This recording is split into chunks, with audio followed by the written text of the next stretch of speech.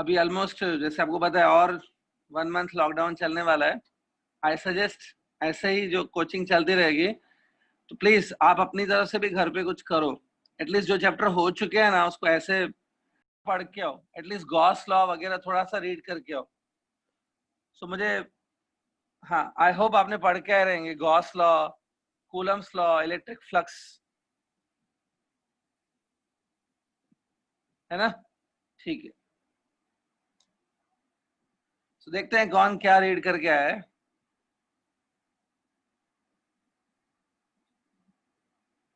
हाँ, चैतन्य मरार, चैतन्य Marar, mic on करो एक मिनट। चलो गॉस लॉ का मैं स्टेटमेंट लिखवा देता हूं। I am giving you a statement of Gauss law, लिख लो। हाँ, ऐसे लिखो। This law states that, right on, this law states that the total electric flux, the total electric flux coming out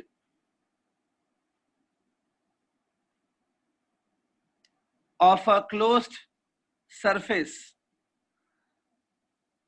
the total electric flux coming out of a closed surface of any shape, closed surface of any shape is equal to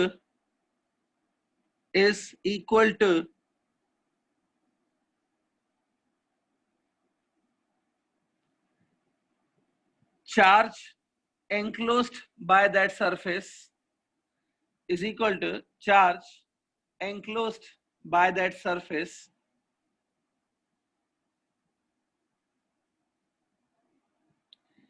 divided by charge enclosed by that surface divided by permittivity of the medium, divided by permittivity of the medium.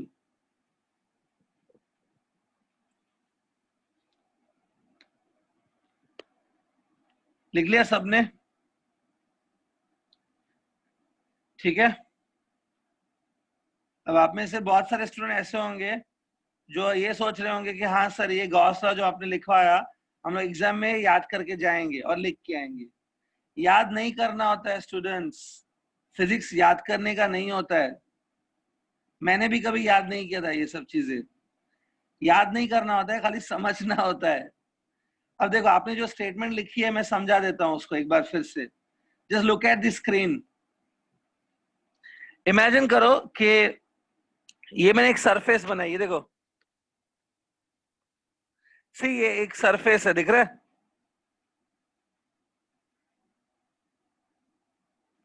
ये imaginary surface भी हो सकता है, real surface भी ले सकते हो, आपकी मर्जी है। थिंक ये इमेजिनरी सरफेस भी ले सकते हो, आपकी इमेजिनेशन है ये, या ये रियल में भी सरफेस ले सकते हो, पूरा फ्रीडम है आपको। इमेजिनरी लो या रियल ले लो। ये जो आपने सरफेस ली ना, खाली इसका एक प्रॉपर्टी है, ये क्लोज्ड सरफेस होनी चाहिए। क्लोज्ड, जैसे स्फीयर होता है, स्फीयर एक क्लोज्ड सरफेस है, ठीक है? Cube is a closed surface, cylinder is a closed surface. तो ऐसा कोई क्लोज सरफेस होना चाहिए, ठीक है? तो इस सरफेस को हम लोग नाम देते हैं गॉसियन सरफेस, गॉसियन सरफेस। देखिए मैंने नाम लिख दिया है इसका, गॉसियन सरफेस। अब इस सरफेस के सपोज अंदर भी चार्जेस हैं, बाहर भी चार्जेस हो सकते हैं, लेकिन जो अंदर चार्जेस हैं, लेट्स से वो है, एक एग्जांपल देता हूं, अंदर जो चार्जेस हैं वो है Q1 Q2, अंदर जो चार्ज है वो है Q1 Q2।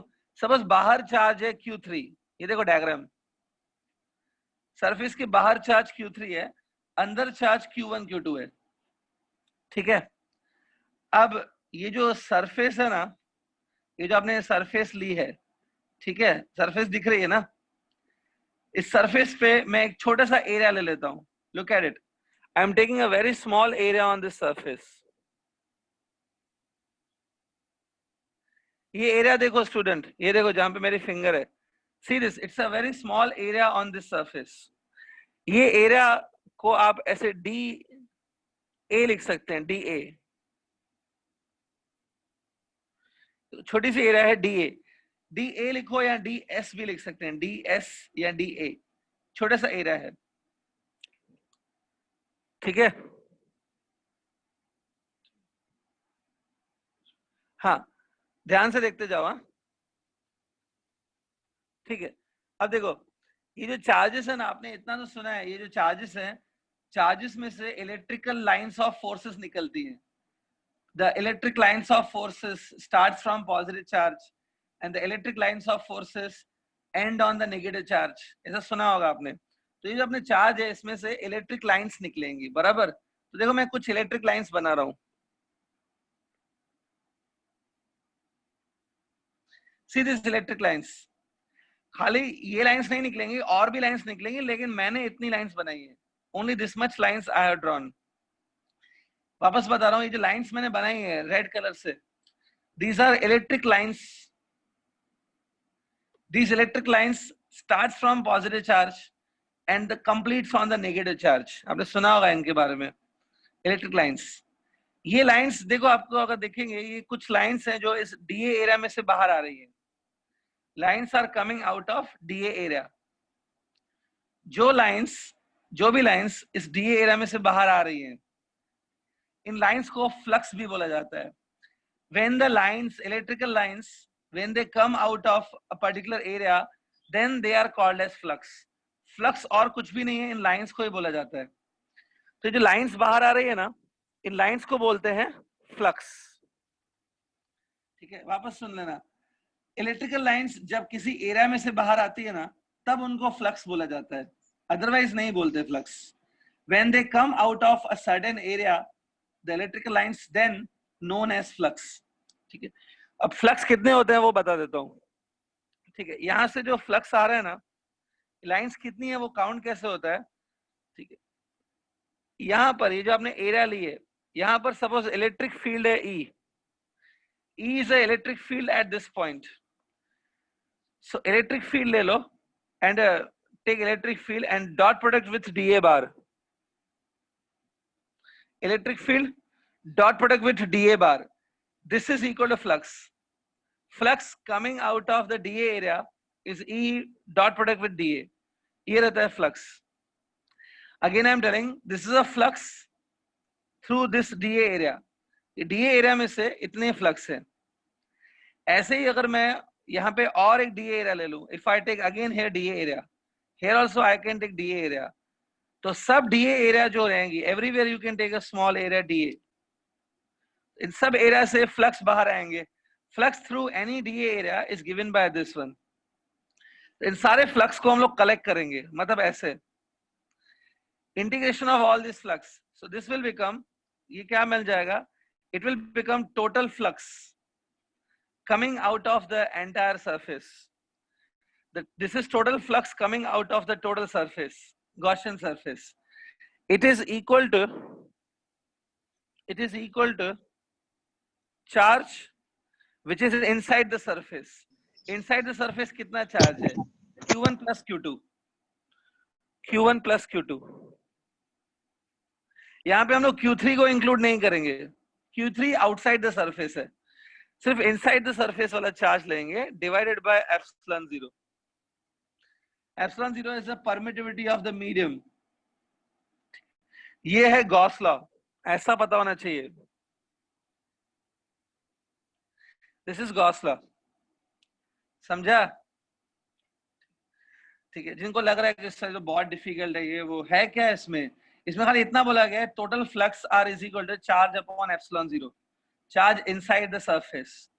और गॉस लॉ तभी तक आप नहीं लगा सकते जब तक आपके पास एक गॉसियन सरफेस होना चाहिए, which may be imaginary surface, which may be real surface, that you decide, वो आपके ऊपर है, मतलब वो हमारी चॉइस है, जो हमें लेना है ले सकते हैं, ठीक है। तो ये है गॉस लॉ। सो 11th स्टैंडर्ड में ये गॉस लॉ था। स्टूडेंट एक बात बताओ, यस और नो में बताना सिर्फ, 11th स्टैंडर्ड में गॉस लॉ का प्रूफ था क्या, have you prove this law? Yes. हाँ सर। Yes, proof sir. था? Yes Yes. यस। नहीं था। हाँ, तो अब सुनो ध्यान से, कल का आपका होमवर्क मैं अभी बता देता हूँ, क्योंकि आज भी आपने गॉस लॉ नहीं पढ़ के आए थे। कल का आपका होमवर्क ये है कि गॉस लॉ एक बार रीड करके आओ अच्छे से, उसका प्रूफ भी रीड करो, try to understand the proof of Gauss law, और सब लोग इंक्लूडिंग एवरीबडी, सब लोग गॉस लॉ का प्रूफ एक बार लिख के आएंगे अपने नोटबुक में। One time you have to write down the complete proof in your notebook. ये आज आप नहीं पढ़ के आए थे, इसके लिए मैंने दिया है एज अ पनिशमेंट। तो एक बार सब लोग लिख के आएंगे गॉस लॉ का proof. While writing please understand and then write. कुछ नहीं समझ में आएगा तो आप पूछ सकते हो कल मुझसे, but at least right on proof 1। और जो नहीं लिख के आएगा ना, उसको मैं 10 बार लिखने को दे दूंगा फिर। ठीक है, ठीक है। तो चलो, गॉस लॉ अभी आपको समझ गया, राइट? तो आगे बढ़ते हैं हम लोग। Today will start with 12th standard electrostatics. Chapter का नेम है इलेक्ट्रोस्टैटिक्स।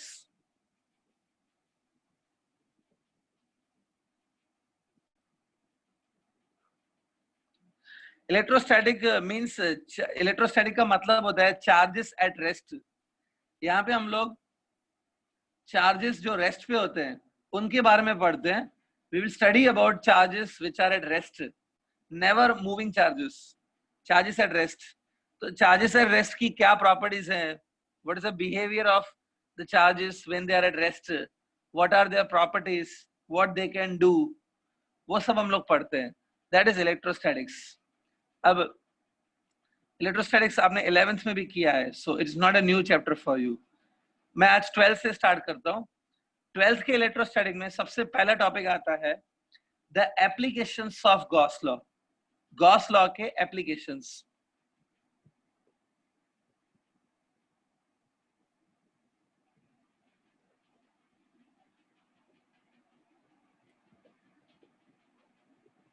ठीक है, तो आपने देखो गॉस लॉ ऑलरेडी लिखा है, ऑलरेडी रिटन गॉस लॉ।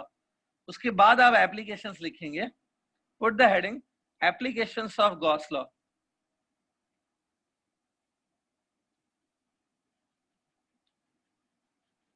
ठीक है, हाँ, गॉस लॉ के एप्लीकेशंस। अब देखो, फर्स्ट एप्लीकेशन मैं स्टार्ट कर रहा हूं। Starting first application. जो अभी मैं लिख रहा हूं आप वो मत लिखो, चलेगा। What ever I am writing right now you don't write, मैं बाद में आप लिखना। पहले देखो एक मिनट, टेल मी, अगर एक पॉइंट चार्ज है, एक मुझे चीज बताओ, एक अगर एक पॉइंट चार्ज है which is Q, look at it, it's a point charge है क्यू। तो इस पॉइंट चार्ज क्यू से at a distance of R distance पर, what is the formula to calculate the electric field? Anybody? What is the formula to calculate electric field E at a r distance from point charge? किसी को पता है? Point charge से r distance पर electric field की formula क्या होती है? What's the formula to calculate electric field E? Diagram देखो स्टूडेंट्स, ये पॉइंट है r डिस्टेंस पर। What's the formula to calculate E? Aman Kumar जो है, अमन कुमार बोल रहा है कि E is given by F into Q। F into Q, ऐसा अमन कुमार बोल रहा है, that E is given by F into Q। हाँ, अब ये राइट है कि रॉन्ग है मैं आपको 2 मिनट के बाद बताता हूँ। किसी और को कुछ आंसर देना है क्या? What's the formula for E at a distance R from the charge Q? Yeah, anyone? ये सब 11th स्टैंडर्ड में है स्टूडेंट्स। सर यही है। हाँ, कौन बोल रहा है? सर सौरभ। सौरभ। अखिल नायर जो है, अखिल नायर बोला कि sir E is given by F upon Q। वो तो F upon Q बोल रहा है, और कुछ स्टूडेंट बोल रहे हैं F into Q। ठीक है, अच्छा, इसमें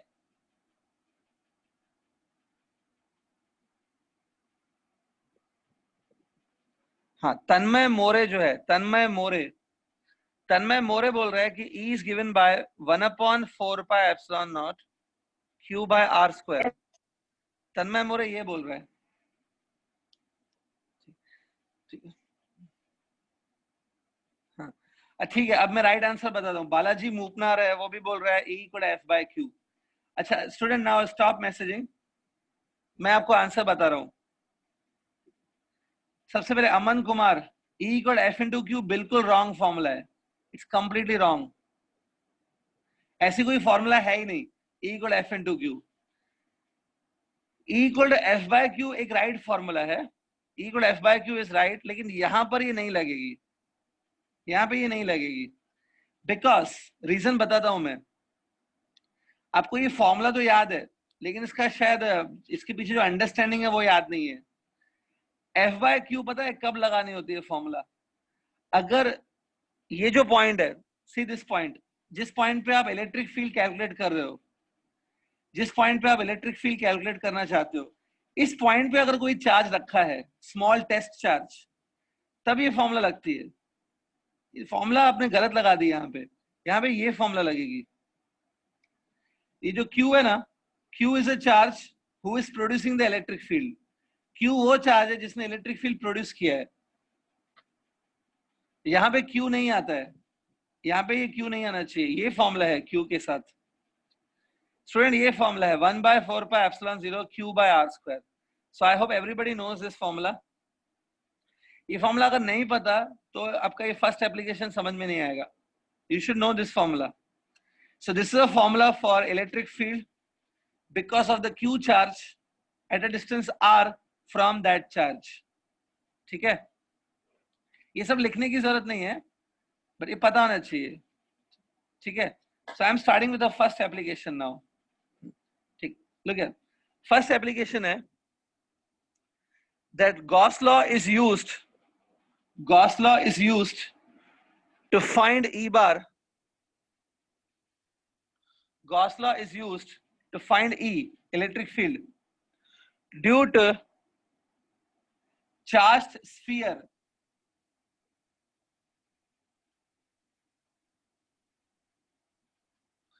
Gauss law is used to find E electric field due to charged sphere। अब ये हेडिंग पुट करो, फिर मैं समझाता हूं इसको। Put the heading.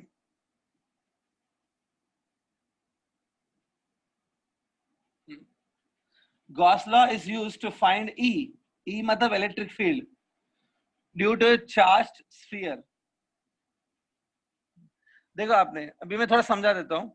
यहाँ पे जो मैंने अभी फॉर्मूला पूछी, ये वाला सिचुएशन, इसमें electric field is because of the point charge. Point charge ने इलेक्ट्रिक फील्ड बनाई है। ठीक है, so you know the electric field produce by point charge. यहाँ पर पॉइंट चार्ज नहीं है, we are having a charge sphere.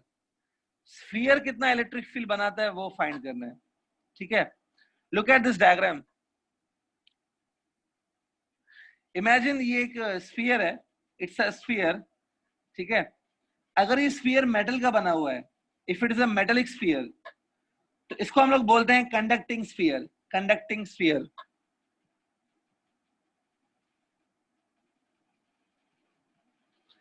Conducting sphere मतलब ऐसा स्फीयर जो मेटल का बना हुआ है। अब मेटल के स्फीयर की एक खास बात होती है, अगर मेटल के स्फीयर को आप चार्ज दोगे, if you charge this sphere, give it a positive charge, तो चार्ज सिर्फ इसके सरफेस पे रहता है। Charge only remains on its surface, charge अंदर नहीं जाता है। ऐसा क्यों होता है मैं बाद में एक्सप्लेन कर दूंगा, just wait. But charge remains on the surface, it never goes inside. तो स्टूडेंट चार्ज ऐसे रहेगा, देखो। Look at this charge. Suppose ये जो पूरा चार्ज है ना, this complete charge is Q। Q is a complete charge, दिख रहा है? Q is a complete charge. Now the radius of this sphere, मैं इस स्फीयर का रेडियस बना रहा हूं।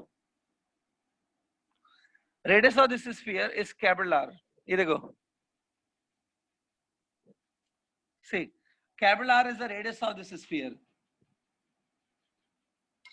ठीक है, अब हमें क्या करना है, ध्यान से देखो, यहाँ पर देखो ये स्फीयर के ऊपर चार्ज है, तो ये जो स्फीयर है ये अपने आसपास इलेक्ट्रिक फील्ड क्रिएट करेगा. The electric field will be produced by the sphere around itself. ये अपने आसपास इलेक्ट्रिक फील्ड बनाएगा. Look at the point P now. ये देखो P एक पॉइंट है, दिख रहा है? P is a point. ये जो P पॉइंट है ना, P पॉइंट पर मुझे इलेक्ट्रिक फील्ड को कैलकुलेट करना है. I want to calculate the electric field at point P. अभी जो P पॉइंट है इसका डिस्टेंस सेंटर से हम लोग देखते हैं. See the distance from centre. इसका जो डिस्टेंस है P पॉइंट का हम लोग सेंटर से मेजर करते हैं. Distance of P point from the centre of the sphere is small r. ये देखो स्मॉल r मैंने लिख दिया. Clear? So we want to find out the electric field at point P. But electric field is produced by sphere, not the point charge. ये करना है. I suggest आपको चाहिए तो आप ये डायग्राम यहाँ तक बना लो पहले, लेकिन एक एडवाइस दे देता हूँ, थोड़ा बड़ा डायग्राम बनाओ एंड डायग्राम के ऊपर और नीचे दोनों साइड कम से कम 5-6 लाइंस का स्पेस होना चाहिए. डायग्राम के ऊपर भी 5 लाइंस छोड़ दो, डायग्राम के नीचे भी 5 लाइंस छोड़ दो, एटलीस्ट 4 या 5 लाइंस छोड़ दो. Draw this diagram first.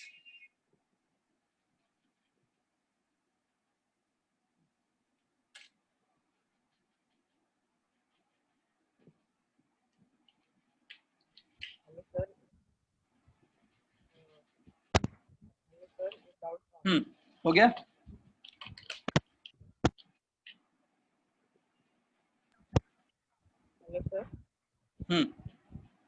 तो आपको क्या फाइंड करना है वो याद रखो. You have to calculate the electric field, not because of point charge, but electric field is there because of spherical charge. Charge पूरा स्फीयर के फॉर्म में है. ठीक है, चलो स्टार्ट करते हैं स्टूडेंट.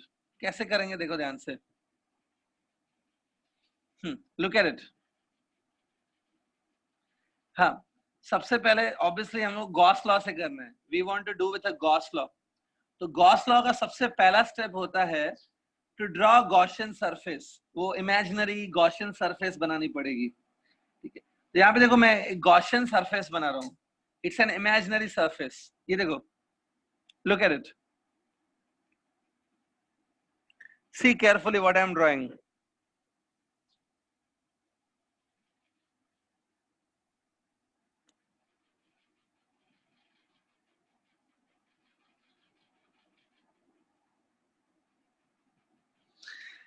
ये देखो आपको एक ये स्फीयर दिख रहा है रेड कलर में. See this outer sphere. ये एक स्फीयर है. आप जब इसको बनाओगे तो स्फीयर ही बनाओगे अच्छे से. ये एक स्फीयर है विच इज एक्चुअली इमेजिनरी. ये पूरा इमेजिनरी स्फीयर है.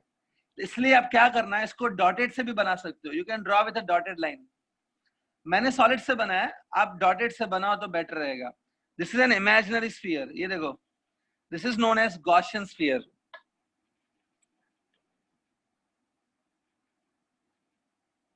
ये जो गॉसियन स्फीयर बनाया है, ध्यान से देखो, this Gaussian sphere is having a radius small r. इसका रेडियस स्मॉल r है देखो.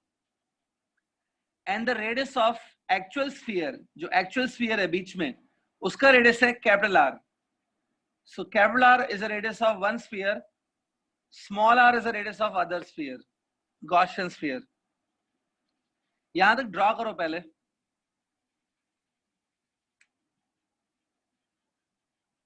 सो पहला स्टेप याद करना है. पहला स्टेप है ड्रॉइंग गॉसियन सरफेस. नहीं याद रहेगा तो लिख लो नोटबुक में. Step first is draw Gaussian sphere. ठीक है, हमेशा पहला स्टेप यही रहता है, गॉसियन सरफेस ड्रॉ करनी होती है. ठीक है, ओके, चलो आगे बढ़ते हैं. अब सेकेंड स्टेप क्या है मैं बताता हूं. सेकेंड स्टेप मैं बता रहा हूं अभी. आई होप आपने सबने ड्रॉ कर लिया ना. सेकेंड स्टेप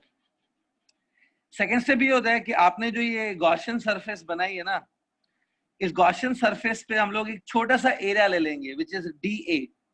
आपको याद होगा जब मैंने गॉस थ्योरम एक्सप्लेन किया, यहाँ पे जब मैंने गॉस एक्सप्लेन किया तो पहले मैंने गॉसियन सरफेस बनाई, उसके बाद ये छोटा सा एरिया ले लिया डीए। सो हेयर ऑल्सो यहाँ पर भी मैं एक छोटा सा एरिया लूंगा डीए। देखो मैं डीए एरिया कहाँ पे ले रहा हूँ, लुक एट इट। ये देखो मैंने यहाँ पे छोटा सा एरिया लिया है डीए, दिख रहा है? नहीं दिख रहा है तो मैं थोड़ा शेड कर देता हूँ। ये देखो ये है डीए एरिया, इसके नीचे लिख देता हूं मैं ये डीए एरिया है। देखो डीए, ठीक है। अब होता क्या है, ध्यान से सुनो, ये डीए एरिया मैंने ले लिया। अब ध्यान से सुनो, एक वेक्टर हम लोग डिफाइन करते हैं, there is a vector that we define, उस वेक्टर को बोलते हैं एरिया वेक्टर। ध्यान से सुनो, there is a vector which we define, मतलब ऐसा वेक्टर जो हम लोग ने क्रिएट किया है, हम लोग ने डिफाइन किया है उसको, वो वेक्टर का नेम है area vector. Area vector, the area vector is denoted by the symbol DA bar. Area vector का जो सिंबल होता है वो है डीए बार। ये देखो सी दिस डीए बार। अब अगर ये वेक्टर है तो इसके पास मैग्नीट्यूड होना चाहिए और डायरेक्शन होना चाहिए, तभी ये वेक्टर बनेगा। डीए बार का जो मैग्नीट्यूड है, the magnitude of D A bar is DA. Area जो है वही मैग्नीट्यूड है, डीए का मैग्नीट्यूड है डीए, जितनी एरिया है वो उसका मैग्नीट्यूड है, बाकी बचा डायरेक्शन। आप में से किसी को पता है क्या, 11th स्टैंडर्ड में था ये सब चीजें, फ्लक्स के टाइम पे था।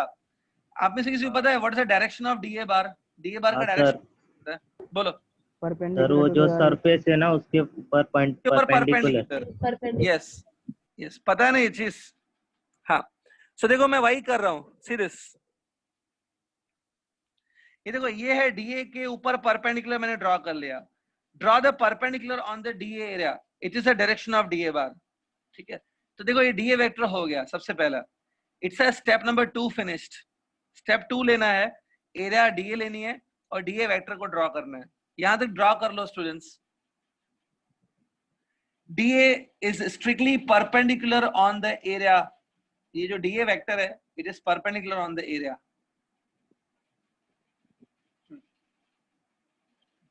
सो यहां तक ड्रॉ कर लो पहले फास्ट।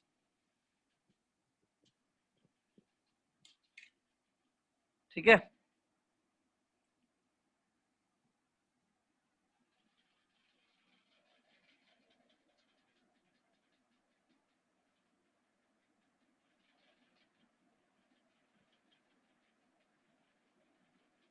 Done sir. डन, ठीक है। चलो आगे बढ़ते हैं। अब स्टेप नंबर 3 है which is the last step. Step 3 बता रहा हूँ which is the last step. ये जो मैं 3 स्टेप्स में अभी बता रहा हूँ ये हर बार आपको अप्लाई करने हैं whenever you want to use a Gauss law। Third and the last step, ध्यान से सुनना।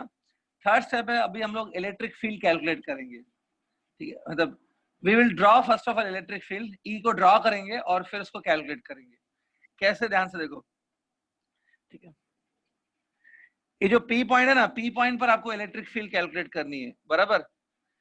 पी पॉइंट पे ही मैं बता देता हूँ, पी पॉइंट पे जो इलेक्ट्रिक फील्ड होगी, I want to calculate that electric field, but मुझे इलेक्ट्रिक फील्ड का डायरेक्शन मालूम है। ये ध्यान से देखो, पी पॉइंट पर इलेक्ट्रिक फील्ड का डायरेक्शन ये रहेगा, देखो this is the direction of electric field. ये देखो मैंने ई बार लिखा है, ई देखो ध्यान से, this E is the direction of electric field at point P. देखो ये ई का डायरेक्शन है, मैं आपको बताता हूँ ये कैसे मिला, बट ये ई का डायरेक्शन है।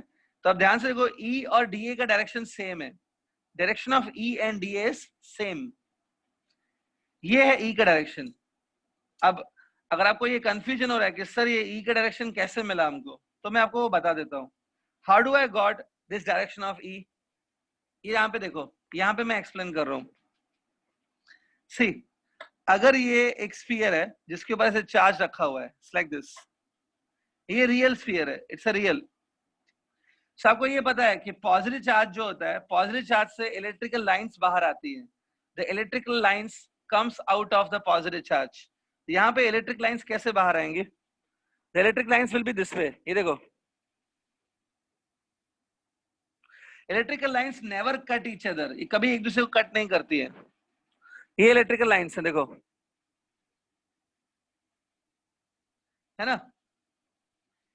ये इलेक्ट्रिकल लाइंस आपको इलेक्ट्रिक फील्ड का डायरेक्शन बताती है।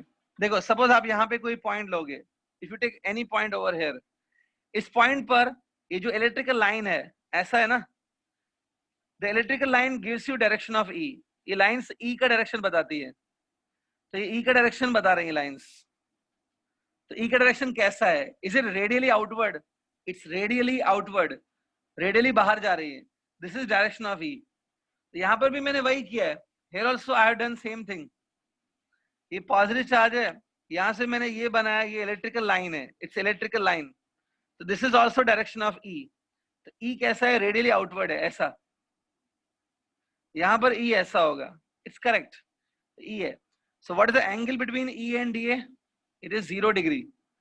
ई और डी ए के बीच में जो एंगल है वो 0 डिग्री है। यहां तक ड्रॉ कर लो पहले, ड्रॉ ई ऑल्सो। ठीक है, जिनको बहुत डिफिकल्ट लग रहा है सर इतना सब है, कुछ डिफिकल्ट नहीं है, आप खाली 3 स्टेप नहीं याद कर सकते, यू कैन रिमेम्बर 3 स्टेप्स। पहला स्टेप है गॉसियन सरफेस बनाओ, दूसरा स्टेप है उस सरफेस के ऊपर आप एक छोटा सा एरिया ले लो, दैट इज डी ए। तीसरा स्टेप है कि आप ई को फाइंड करो, दैट्स इट, कुछ बहुत डिफिकल्ट नहीं है। ठीक है, और ई के बारे में आप लोग समझ गए, जो इलेक्ट्रिकल लाइंस का डायरेक्शन होता है, इलेक्ट्रिक लाइंस ऑफ फोर्सेस, वही डायरेक्शन ई का होता है। ठीक है, तो आई होप आपने डायग्राम फिनिश कर लिया, एवरीबॉडी फिनिश डायग्राम। ठीक है, तो अब आप करेंगे, हम लोग गॉस लॉ अप्लाई करेंगे। सीधा लिखो by Gauss law, write down by Gauss law. सीधा हम लोग गॉस लॉ अप्लाई करेंगे। गॉस लॉ मैंने आज आपको एक्सप्लेन किया था, वही लॉ मैं यहाँ पे लिख रहा हूं। Integration of E bar dot product with D A bar. Student ये फ्लक्स होता है, this is only flux. Integration of E bar dot D A bar, this is actually flux. It's equal to charge inside the surface divided by epsilon 0। Student ये है Gauss law, पहले आप ये लिख लो।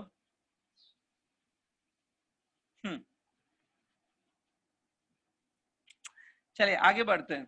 अभी जो डॉट प्रोडक्ट है ना, स्टूडेंट स्क्रीन क्लियर है कि ब्लर आ रहा है? क्लियर है, क्लियर है सर। क्लियर है। अमन कुमार बोल रहा है कि सर स्क्रीन ब्लर हो गया है। अमन कुमार आप इंटरनेट कनेक्शन चेक करो एक बार, आपका शायद प्रॉब्लम होगा, यहाँ से स्क्रीन क्लियर है। सर मैं लीव करके आऊंगा एक बार। हाँ मैं लीव करके आऊंगा एक बार सर। हाँ जल्दी आओ। ठीक है स्टूडेंट्स, सो यहाँ तक आपने समझ गया। अब सीधा लेफ्ट हैंड साइड पे it's E bar dot product with D A bar. Dot product को कैसे सॉल्व करेंगे? It will become E D A cos theta, E D A cos theta. Dot product को सॉल्व करके cos theta आता है ना, equal to RHS. Right hand side देखो, right hand side पे लिखा है charge inside, Q inside the surface. अब अगर अभी पूरी गॉसियन सरफेस देखोगे, गॉसियन सरफेस के अंदर कितना चार्ज है? गॉसियन सरफेस के अंदर ये पूरा चार्ज आ जा रहा है, which is Q. So Q is a charge inside the surface. So charge inside the surface is Q divided by epsilon 0. Okay. Theta मैंने आपको बताया था, theta is angle between E and DA. E और DA के बीच की angle है theta, which is 0 degree. Theta यहाँ पर 0 डिग्री है, क्योंकि E और DA का डायरेक्शन सेम था, so angle will be 0 between them. तो cos 0 become 1, सिर्फ क्या बचेगा? EDA। So integration of EDA equal to Q upon epsilon 0। ठीक है, अब एक लास्ट पॉइंट बता रहा हूं, ध्यान से देखो। ये जो E है ना, E, this E which is written in front of you, ये जो E है, it's a magnitude of the E। ये E का मैग्नीट्यूड है, which is constant। E का मैग्नीट्यूड कांस्टेंट है, ये देखो इस P पॉइंट पर जो इलेक्ट्रिक फील्ड है ना, ठीक है, वो E है। यहां पर आप गॉसियन सरफेस के ऊपर आप और भी पॉइंट्स ले लो। सपोज गॉसियन सरफेस पे मैंने ये पॉइंट लिया, यहां पर भी E उतना ही रहेगा, it will be same E। Gaussian surface पे आपने ये पॉइंट ले लिया, यहाँ पे भी E उतना ही रहेगा, बिकॉज ये सारी पॉइंट्स जो है वो इस स्फीयर से सेम डिस्टेंस पर है। इन सारी पॉइंट्स पे any point you take on the Gaussian sphere, at all the points on the Gaussian sphere E will be same in magnitude. E का मैग्नीट्यूड हर जगह सेम होगा स्टूडेंट्स। यहाँ पे जितना E होगा उतना ही E यहाँ पे होगा, because these all points are equidistant from the sphere. इन सब पॉइंट्स पे E सेम होगा, that's why E will come out of the integration. E बाहर आएगा, it will be just integration of dA equal to Q by epsilon 0. हाँ, अब थोड़ा आप सोच के बता सकते हो what will be integration of dA? A. हाँ, मैथमेटिकली आप जाओ, मैथमेटिक्स में यही होता है, integration of dA will be A। लेकिन यहाँ पर आप इस डायग्राम को देखो, इस डायग्राम में A क्या है? इस डायग्राम में A तो है ही नहीं। What is that A according to you? 4 pi r square. 4 pi r square. Yes, integration of dA will be the total area. Total area will be 4 pi r square. लेकिन 4 pi small r square की 4 pi capital R square, वो आप सोचो। Small r. Small r. Yes, क्योंकि dA आपने यहाँ पे लिया है। इंटीग्रेशन ऑफ dA मतलब ये पूरी एरिया ज्वाइन हो जाएगी, तो ये पूरी एरिया फॉर्म होगी ना, it will be 4 pi small r square. So student, integration of dA will be 4 pi small r square. ठीक है, it is 4 pi small r square into E equals to Q by epsilon 0. So अभी आपको E calculate करना है, so pass the 4 pi r square on that side. E आएगा Q upon epsilon 0 divided by 4 pi r square. थोड़ा आप rearrange करो तो आप इसको ऐसे लिख सकते हो, 1 upon 4 pi epsilon 0 Q by r square. ये आ गया इलेक्ट्रिक फील्ड। अब इसको अगर आप ध्यान से देखोगे तो आपको जजमेंट आएगा कि ये तो पॉइंट चार्ज नहीं है, कूलम्स लॉ नहीं है। अमन कुमार, आप बार बार गलती कर रहे हो, ये कूलम लॉ नहीं है, it is electric field because of point charge. मैंने थोड़ी देर पहले बताया था, पॉइंट चार्ज जो इलेक्ट्रिक फील्ड क्रिएट करता है, the electric field created by point charge, उसकी फॉर्मूला यही थी ना जो आप लोग ने F by Q बताया था, F into Q बताया था। ये पॉइंट चार्ज की वजह से जो इलेक्ट्रिक फील्ड बनती है वो फॉर्मूला है। सो देखो, आपको एक नई चीज पता चली, the electric field because of point charge and also electric field because of spherical charge. यहाँ पे चार्ज स्फीयर के फॉर्म में है, यहाँ पे पॉइंट चार्ज नहीं है, चार्ज स्फीयर के फॉर्म में है। फॉर्मूला सेम है, दोनों की फॉर्मूला सेम है। So the electric field produced by a point charge is same as the electric field produced by charge sphere. Sphere वैसे ही इलेक्ट्रिक फील्ड बना रहा है जो पॉइंट चार्ज बनाता है, दोनों की फॉर्मूला सेम है। This is a formula. So देखो, आपको वही न्यू फॉर्मूला याद नहीं करनी है, this formula already you know, वही है। Clear? Hello sir. Hello sir. हाँ बोलो। सर, ये जो कूलोम्स लॉ है, अगर कूलोम्स लॉ से हम लोग ने डिवाइड कर दिया कि जिस पॉइंट पर हमको ये निकालना है इलेक्ट्रिक फील्ड, तो सर इसका तो फॉर्मूला वही मिलेगा ना जो आपने बनाया अभी? देखो, अगर कोई पॉइंट चार्ज है ना, पॉइंट चार्ज आपने जो पहले लिया था, पॉइंट चार्ज में आप कूलम लॉ लगा के ऐसा कर सकते हो जो आपने बोला, कूलम लॉ लगाओ, कूलम लॉ से फोर्स मिलेगा, फोर्स डिवाइड बाय क्यू कर लो, आपको ई मिल गया। कूलम पॉइंट चार्ज के लिए कर सकते हो, स्फेरिकल चार्ज पे आप कूलम लॉ नहीं लगा सकते हो। क्यों नहीं लगा सकते? सपोज आपने यहाँ पे कूलम लॉ लगाने के लिए आपके पास दो चार्जेस होने चाहिए, एक चार्ज आपने यहाँ पे लिया, एक चार्ज यहाँ पे लेंगे, लेकिन यहाँ पे पूरा चार्ज है वो एक पॉइंट पर नहीं है, पूरा चार्ज डिस्ट्रीब्यूटेड है, अलग अलग डिस्टेंसेस पे है। यहाँ पे कूलम लॉ नहीं लगाया जा सकता है। पहली बात, आपने ग्रेविटेशन में सुना होगा that gravitation, Newton law of gravitation can not be applied on the extended bodies. हाँ सर। हाँ, वैसे ही ये भी है, सीधा आप स्फेरिकल बॉडी पे कूलम लॉ नहीं लगा सकते, इस पे कूलम लॉ लगाना होता है अगर 2 पॉइंट चार्जेस दिए हुए हैं, if 2 point charges are there, ठीक है। तो कूलम लॉ से नहीं, हमने गॉस लॉ से किया, बट कोइंसिडेंस ये है कि फॉर्मूला सेम आ रही है, सेम एज पॉइंट चार्ज। तो electric field produced by point charge is same as electric field produced by spherical charge, ठीक है। तो आई होप यहां तक कंप्लीट हो गया स्टूडेंट्स। सर हाँ, सर वो जो अपने चार्जेस जो इनसाइड थे ना, वो सारे चार्जेस का सम लिया है क्या, पॉजिटिव चार्ज? जो भी चार्जेस गॉसियन सरफेस के अंदर है, गॉसियन स्फीयर के अंदर है, वो चार्जेस हम लोग यहाँ पे लेते हैं ना। हाँ हाँ, तो जितना भी स्फीयर के ऊपर चार्ज है वो पूरा चार्ज गॉसियन सरफेस के अंदर है ना। हाँ sir. whatever is a charge on the sphere, that is a charge inside the Gaussian surface, तो Q ही है ना वो, यस सर। ये पूरा चार्ज मैंने ले लिया ना, ये वाला। हाँ सर। स्टूडेंट्स आई होप ये क्लियर है पूरा, ठीक है। चलो इसमें बस एक लास्ट पॉइंट मुझे बतानी है, one last point I am telling you, see this, ध्यान से देखो, एक लास्ट पॉइंट। जब भी आप इलेक्ट्रोस्टैटिक्स में जाओगे ना, इलेक्ट्रोस्टैटिक में एक छोटा सा एक न्यू क्वांटिटी होती है, चार्ज डेंसिटी। चार्ज डेंसिटी करके एक चीज होती है, charge density is denoted by the symbol sigma. Charge density denoted by symbol sigma. Charge density क्या होता है? इट इज चार्ज पर यूनिट एरिया, चार्ज पर unit area, charge divided by area. जितना चार्ज एक यूनिट एरिया का ऊपर होता है, the charge present on a unit area, उसको बोलते हैं चार्ज डेंसिटी, चार्ज पर यूनिट एरिया। तो देखो आपने जो ये गॉसियन स्फीयर बनाया है, गॉसियन सरफेस है, गॉसियन सरफेस के अंदर आपका रियल स्फीयर है ना। रियल स्फीयर जो है, रियल स्फीयर के ऊपर कितना चार्ज है? The charge on the real sphere is Q, और उस रियल स्फीयर की एरिया कितनी है? रियल स्फीयर की जो एरिया है वो है 4 पाई आर स्क्वायर।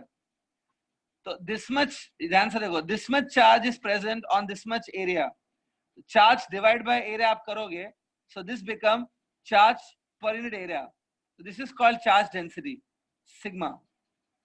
पहले आप ये सिग्मा की फॉर्मूला लिख लो, मैं उसके बाद में बताता हूँ। This is charge density, charge पर एरिया, लिख लो ये फॉर्मूला। सॉरी सर वो जो वो एरिया कौन सा लिया आपने, वो छोटे 4 पाई स्फीयर का? कैपिटल आर स्क्वायर लिया है, क्योंकि चार्ज एक्चुअली में 4 pi capital R square area पे प्रेजेंट है ना। हाँ सर। तो वो चार्ज लिया है, जिस एरिया पे वो चार्ज रहता है वो चार्ज लो एरिया लेंगे ना। एक बार ओके लिख सर, लो, पहले समझ मैं गया। समझाता हूँ।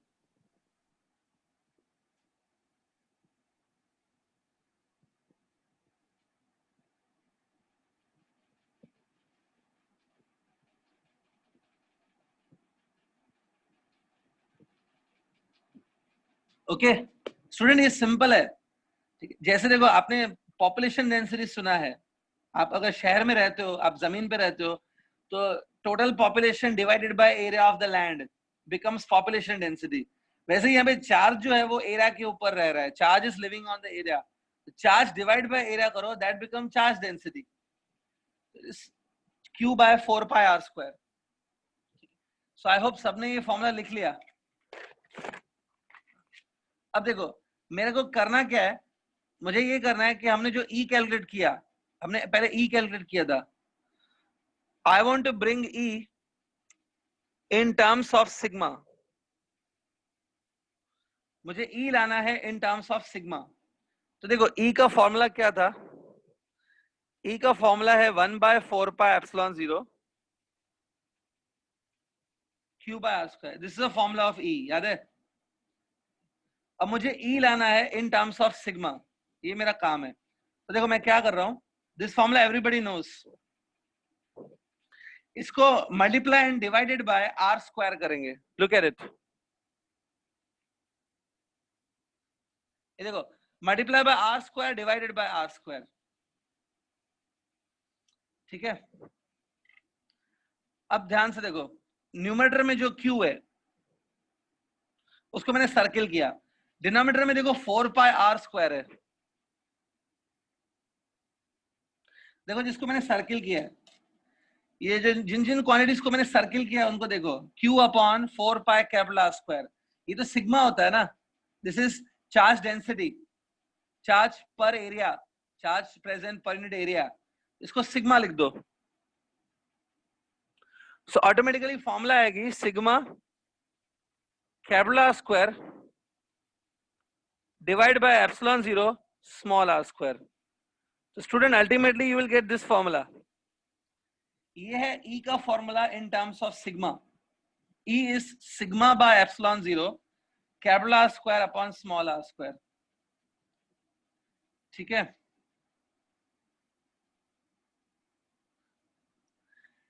this is nothing but E in terms of sigma.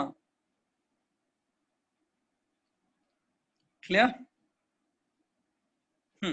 So this completes your first application of Gauss law. First application finish हुआ Gauss law का। ठीक है, I hope ये पूरा clear है। आज second application का मैं name बता देता हूँ, नाम वगैरह बता देता हूँ, थोड़ा introduction दे देता हूँ, but second application we will do tomorrow only। ठीक है, so just I'm giving you the introduction of second application. Put the heading second application. Second application ये है that Gauss law, हम लोग Gauss law को discuss कर रहे हैं। Gauss law is used to find, Gauss law is used to find again E को ही find करना है। Gauss law is used to find E due to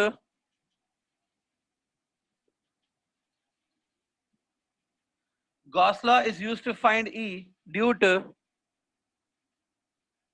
charged cylinder. Student, ये है second application. Gauss law is used to find E due to charged cylinder. अभी आपने charge sphere किया है ना, अब स्फीयर की जगह हम लोग सिलेंडर लेंगे, सिलेंडर के ऊपर चार्ज होगा और फिर हम लोग E फाइंड करेंगे because of the cylindrical charge. हमने स्फीयर के बाद नेक्स्ट है सिलेंडर। ठीक है, आज मैं सिर्फ इसका डायग्राम दे देता हूँ, थोड़ा एक्सप्लेन कर देता हूँ। Mathematical part we will do tomorrow. Diagram ध्यान से देखो, सी दिस। ठीक है स्टूडेंट, डायग्राम में कल फिर से ड्रॉ नहीं करने वाला हूं, आज ही बनाऊंगा, प्लीज ध्यान से देख लो। इमेजिन ये एक सिलेंडर है, दिख रहा है, बट सपोज ये एक सिलेंडर जो दिख रहा है आपको, ये फाइनाइट सिलेंडर नहीं है, it is infinite cylinder, infinite long है। सो इनफाइनाइट के लिए आप क्या करोगे, यहाँ पे आप इसे डॉटेड लाइंस बना दोगे। सी दिस डॉटेड लाइंस, इसका मतलब है ये देखो डॉटेड लाइंस, इसका मतलब ये इनफाइनाइट लॉन्ग है। नीचे से भी कर सकते हो, नीचे से भी मैंने कर दिया, so it means it is infinite long. अब ये जो आपने इनफाइनाइट लॉन्ग सिलेंडर बनाया है, इस सिलेंडर की जो आउटर सरफेस है, on the outer surface of the cylinder, suppose charge is given, charge is there on the outer surface of the cylinder, तो चार्ज ऐसे दिखेगा, ये देखो, सी दिस,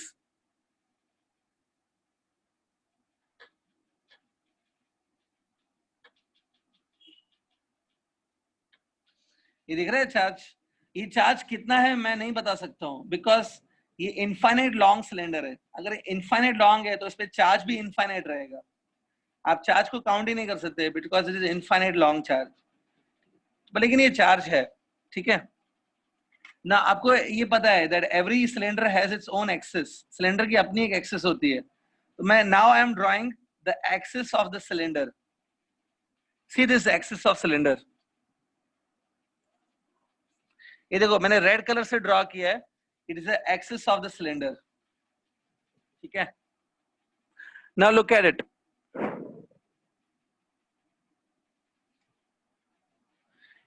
ठीक है,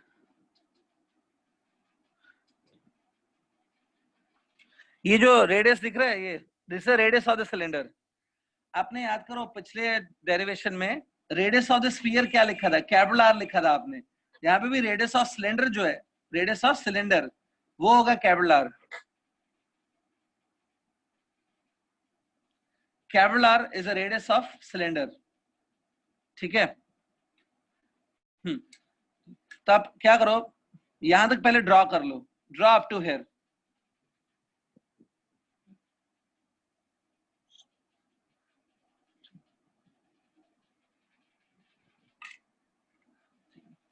ड्रॉ करो and what I am saying वो आप सुनते जाओ सिर्फ। यहाँ पे इस सिलेंडर के ऊपर एक चार्ज है, ये चार्जेस अपने आसपास इलेक्ट्रिक फील्ड क्रिएट करेंगे। The charges will definitely produce electric field around them.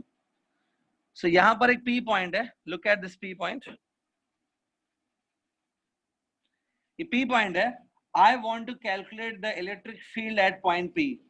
मुझे इस पी पॉइंट पर इलेक्ट्रिक फील्ड कैलकुलेट करना है। तो ये जो पी पॉइंट है, इसका जो डिस्टेंस है हम लोग एक्सिस से मेजर करेंगे। We will measure its distance from the axis. So axis से इसका जो डिस्टेंस है, the distance of P point from axis, ये देखो दिख रहा है, it is small R. Small R is the distance of P point from axis. Student यहां तक आज फिनिश कर लो सिर्फ डायग्राम, बाकी मैं कल कराऊंगा। And you please remember homework. Homework ये है कि गॉस लॉ का जो प्रूफ है वो आपको एक बार लिख के आना है सब स्टूडेंट्स को। You have to write the proof of Gauss law.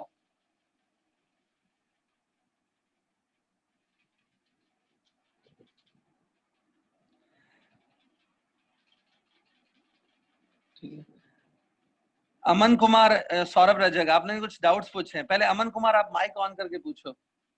Sir आप सॉलिड किसी भी सॉलिड ऑब्जेक्ट के ऊपर जो चार्ज रहता है वो सरफेस पे ही होता है, वो आप बताने वाले थे। नहीं नहीं, मेटल के लिए बोला था। अगर कोई मेटेलिक बॉडी है ना, मेटल पे सरफेस पे रहता है। अगर नॉन मेटेलिक बॉडी है, मेटल नहीं है, कंडक्टर नहीं है, हाँ नॉन मेटल है, तो हाँ उसमें चार्ज अंदर भी जाता है। ऐसा क्यों होता है मैंने कहा था, आगे चल के बताऊंगा।